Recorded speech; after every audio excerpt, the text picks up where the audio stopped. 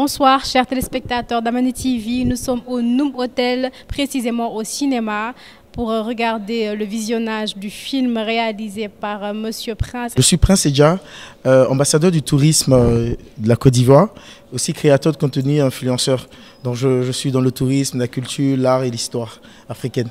Alors d'où vous êtes venu cette idée de réaliser ce grand documentaire sur l'art culinaire, les coutumes de ces trois pays réunis? Franchement, d'abord, je suis passionné d'Afrique, je suis passionné de tout ce qui est digital. Donc je crée du contenu, je fais des réels, des vidéos sur les réseaux sociaux. Et lorsque le Noum Hotel, le groupe Mangalis m'a approché pour parcourir et visiter ces hôtels, je lui ai dit pourquoi pas allier tourisme hôtelier et la culture, la découverte en fait, des peuples de ces différents pays dans lesquels ils sont situés. Et ça a été un déclic. Donc, histoire de mettre nos deux visions, notre amour pour l'Afrique, notre passion pour ces coutumes, ces savoir-faire culinaires-là. Et c'est ce qui a donné ce film Taste & Travel. Alors, pourquoi ce choix particulier sur ces trois pays, la Côte d'Ivoire, le Sénégal et la Guinée? Pourquoi pas les autres pays? Pourquoi ces trois pays? D'abord, ces trois pays, c'est parce que ces pays-là, c'est ces pays dans lesquels il existe des hôtels Noum. Donc, vous allez retrouver en Côte d'Ivoire, en Sénégal, en Guinée-Conakry, au Niger, mais on n'a pas pu y aller au Niger. Et aussi parce que c'est des pays que moi j'aime beaucoup, que j'ai eu à visiter plusieurs fois, surtout le Sénégal. C'est mon pays, comme je dis, le pays d'inspiration, le pays de cœur, que je connais très très très bien, du nord au sud, de l'est à l'ouest. Et il fallait que je vienne, que je passe par ce pays-là. Comment s'est passé le voyage?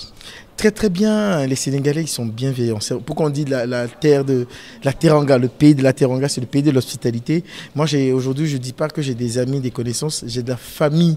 C'est la famille parce que je mange partout, ils m'accueillent, ils me logent, ils font tout pour moi et c'est vraiment la famille. Et il y a cet esprit de bienveillance, de disponibilité, de serviabilité, mais aussi d'accueil que le Sénégal a, qui n'est pas pareil partout. Donc sur quelle plateforme seront diffusés ce reportage? Où on peut retrouver ce document? Pour le moment, ça c'est la deuxième diffusion officielle. On a fait l'avant-première en Côte d'Ivoire en juin et on a attendu la rentrée et tout pour faire la deuxième projection ici au Sénégal. On fera bientôt une projection en Guinée-Conakry déjà, et après cela on la fera dans tous les pays africains. Donc apprêtez-vous, on arrive chez vous, que ce soit au Mali, que ce soit au Congo, au Bénin et autres, on va apporter une partie de l'Afrique à ces différents pays-là, à ces personnes qui n'ont jamais voyagé, parce que c'est important de voyager, même si on n'a pas les moyens, de voyager à travers les visuels, les yeux, le regard, les histoires qu'on raconte, et ça vous permet d'avoir plus une ouverture d'esprit, beaucoup de culture. Donc alors, on peut s'attendre à de nouveaux documentaires sur autre chose? Bien sûr, on travaille là-dessus, on travaille parce que nous, notre objectif avec mon réalisateur ici, Emric, c'est vraiment de pérenniser l'histoire africaine, de changer le narratif de ce qui est dit sur l'Afrique.